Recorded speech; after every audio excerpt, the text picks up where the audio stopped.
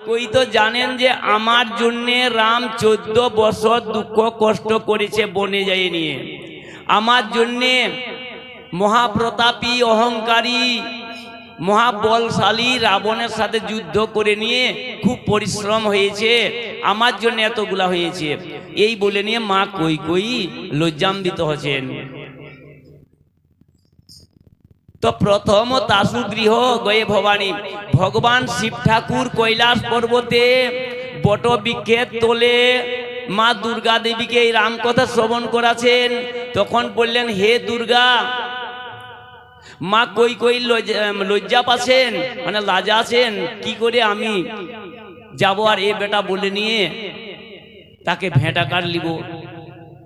আমার জন্য রাম আজ এত দুঃখে পড়েছে, আমার জন্য সারা অযোধ্যা নগরের নর নারী সারাটাই দুঃখে দুঃখিত ছিলেন 14 বছর, আর আমি কোন মুখ নিয়ে যাব আর এ বেটা বলে চুম খাবো।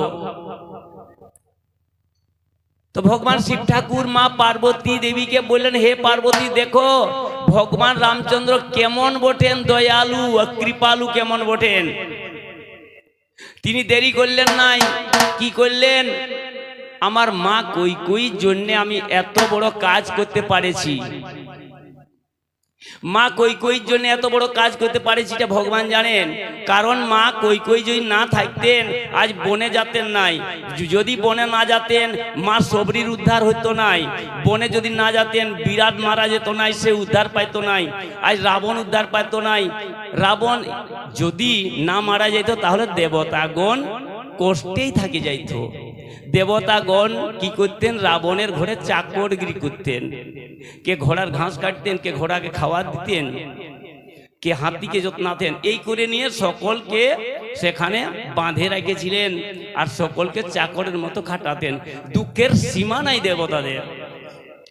তো মা কৈকেয়ী যদি না থাকতো তাহলে আজকে ভগবান যাই নিয়ে সেই সব কাজগুলো করতে পারতেন নাই। একবার মা কৈকেয়ী, হয়তো মা কৈকেয়ীকে আমরা বা জগতে সকলে বলে মা কৈকেয়ী খারাপ লোক বলে, খারাপ নন। কারণ ভগবান মা কৈকেয়ীর আশ্রয় নিয়েছিলেন, মাকে তিনি ধরেছিলেন, বললেন এই মায়ের দ্বারা আমার যত কাজ এইখানে হবে। পূর্ণব্রহ্ম নারায়ণ তিনি মনুষ্য রূপে অবতার হয়েছেন রাজা দশরথের ঘরে। কেনে অবতার হয়েছিলেন, বিপ্র ধেনু সুর সন্তহিত লিন্ন মনুজ অবতার, নিজ ইচ্ছায় নির্মিত তনু মায়া গুণ গোপাল। ভগবান কেনে নিয়েছিলেন অবতার ব্রাহ্মণদের উপকার করার জন্যে, ধরতি মায়ের উপকার করার জন্যে, গোমাতার উপকার করার জন্যে, দেবতাদের উপকার করার জন্যে, এইরকম আমাদের মতো সাধারণত বোকা মানুষের উপকার করার জন্যে, সনাত করার জন্যে, উদ্ধার করার জন্যে তিনি আজ ভগবান বৈকুণ্ঠ ধাম ছাড়ে নিয়ে এই ধরা ধামে অবতীর্ণ হয়ে দুঃখ কষ্ট করছেন। তো তার এই কাজগুলো হইতো নাই মা কৈকেয়ী না থাকলে। একদিন মা কৈকেয়ীর সাথে ভগবানের আলোচনা হয়েছে। ভগবান রামচন্দ্র ছোট ছিলেন, 4 ভাই খুব খেলাখেলি করছেন সরজু নদীতে। তো সরজু নদীতে খেলছেন তো খেলছেন, উঠার নাম নাই কোনো করেন। ভগবান রামচন্দ্র উঠার নাম করছেন নাই, অন্য আরো 3 ভাই হয়তো উঠছেন, কিন্তু রামচন্দ্র উঠেন নাই। রামচন্দ্রকে অনেকগুলাই বললেন, এই বাবা রাম উঠে যান, আর সর্দি কাশি হবে, ঠান্ডা লাগে যাবে, উঠ বাবা, আয় খাওয়া দাওয়া করতে হবে, চল। রাম কোনোতেই শুনলেন নাই, কোনোতে শুনলেন নাই। তো সকলে জানেন কৈকেয়ী যদি বলে রামকে তাহলে রাম শুনবেন কথাটা। মা কৈকেয়ী আলেন, বললেন, বাবা রাম তুই উঠবি নাই, উঠে যা, না হলে তুই যদি না উঠিস তো তোর যদি কোনো হয় তো আমরা মরে যাব, জীবন থাকতেই আমাদের মরণ হবে। বললো, হ্যাঁ মা আমারকে এতটা ভালোবাসো? বললো, হ্যাঁ বাবা তোকে দমে ভালোবাসি।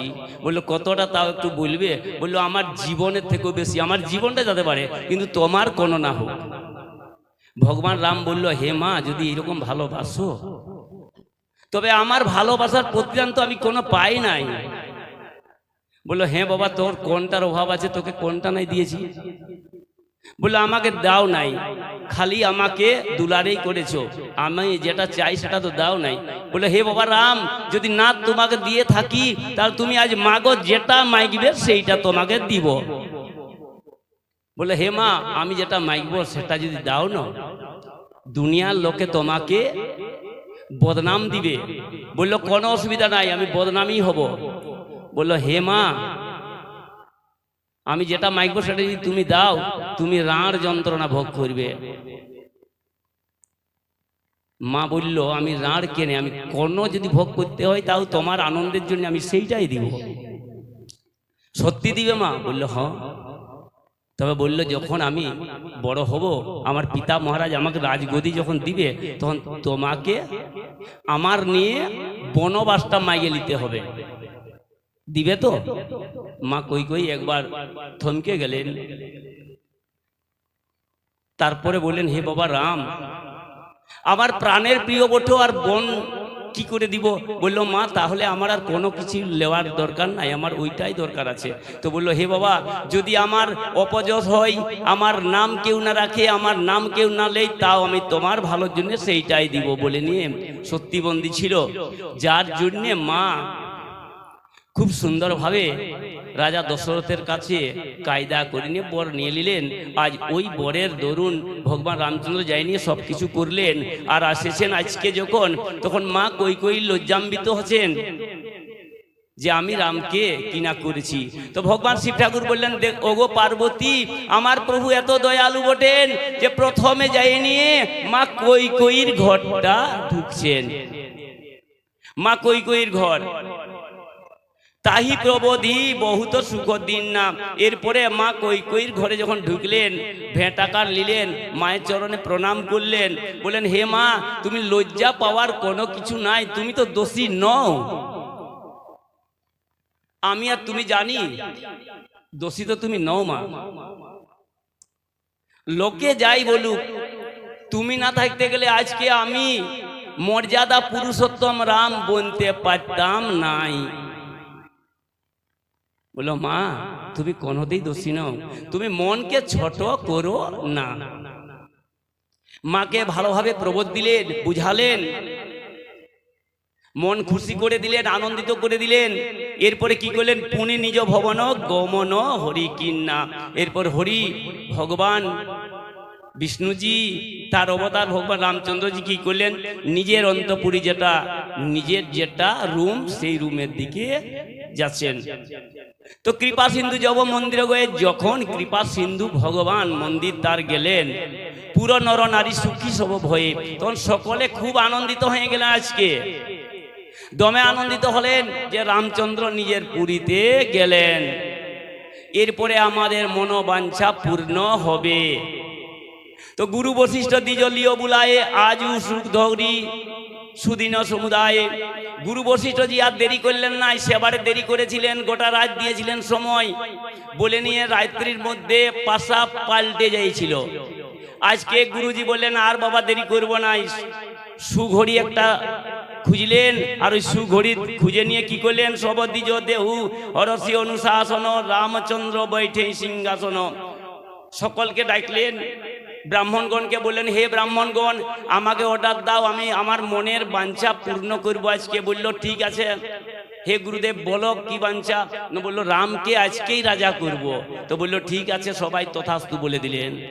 মুনি বশিষ্ঠকে বচন শুয়াই শুনত সকল বিপ্রণ অতি ভাই। আজ বশিষ্ঠজির কথা শুনে নিয়ে যত সেখানে ব্রাহ্মণ মণ্ডলী ছিল সকলে একবারে হাত তুলে দিলেন, বলে রামকে রাজা করবো। সকলে একবারে হাত তুললেন। আপনারা সকলে হাত তুলবেন। প্রেম সে বলো রামচন্দ্র কি। এগো আপনাদের হাতগুলো দেখাইলো নাই গো, এগো ঘুমাছেন নাকি গো? এগো ঘুমাছেন? জোরে বলবে, এটার হাতটা আমি দেখতে পাই, যাতে আমি উঁচুতে আছি তাও না দেখতে পাচ্ছি। এ বাপ, হাতগুলা যদি নাই তুলবেন না, এর পরে জন্ম যদি পাবেন না কোনো রকম মানুষ জন্ম, তো ভগবান বলবে হাত তো তুললে নাই বা কোনো কাজেই করে নাই, হাত দেওয়ার দরকার নাই, হাতটা আপনাদের বাঁয়ে জমা করে দেবেন, মাইনাস হয়ে যাবে। হাত তো মাইনাস যদি হয়ে যায়, বলো মা কি করে খাবে আর কি করে কাজ করবে? ওই রকম নাই, কঞ্জুসি নাই। প্রেম সে বলো রামচন্দ্র কি। বাহ, বলো সীতা মাতা কি। বাহ বাহ। কহই বচন মৃদু বিপ্রণেকা জগ বিরাম রাম অভিষেকা। যত ব্রাহ্মণরা বললেন হে বিশ্বামিত্র বশিষ্ঠ মহামুনি, আজকে আপনি যে কথা বলেছেন সেটাতে আমাদের কেনে সারা জগতের কল্যাণ আছে, সারা জগৎ বিশ্রাম দিবে। বিশ্রাম কখন হয়? রাম নাম যখনই লিবে মুখে উচ্চারণ করবে গো তখনই বিশ্রাম হয়। দেখো বজরং বলিজি যখন লঙ্কায় গেলেন খবর নিতে, ময়নাক পর্বত বলেছিলেন আমার উপর উঠে নিয়ে একটু বিশ্রাম করো, দাঁড়াও হে বজরং বলিজি, তোমার অনেক কষ্ট হয়েছে। বলল আমার এখন বিশ্রাম করার অবকাশ নাই, আমি রাম কাজে আছি। তারপরে যখন ওই রাম কাজে যাইনি, কখন বিশ্রাম হয়েছিল? বিভীষণের যখন সাথে দেখা হয়েছে তখন দুজনে যখন রাম নামে মগ্ন হয়ে গেলেন সেই সময় বিশ্রাম পেয়েছিল বজরং বলিজি। তো আজকে আপনারা সকলে রাম নাম পাইছেন, এই রাম নামে সকলের বিশ্রাম আছে। তাই বললেন যত মুনি ঋষিগণ বললেন রাম অভিষেক হবে, রামচন্দ্রের রাজা হবে, তখন সকলে বিশ্রাম লাভ করিবে আর জগৎ সারা জগৎ আনন্দে খেলে উঠবে। অব মুনি বড় বিলম্ব নয় কি যে মহারাজ কহ তিলক করি যে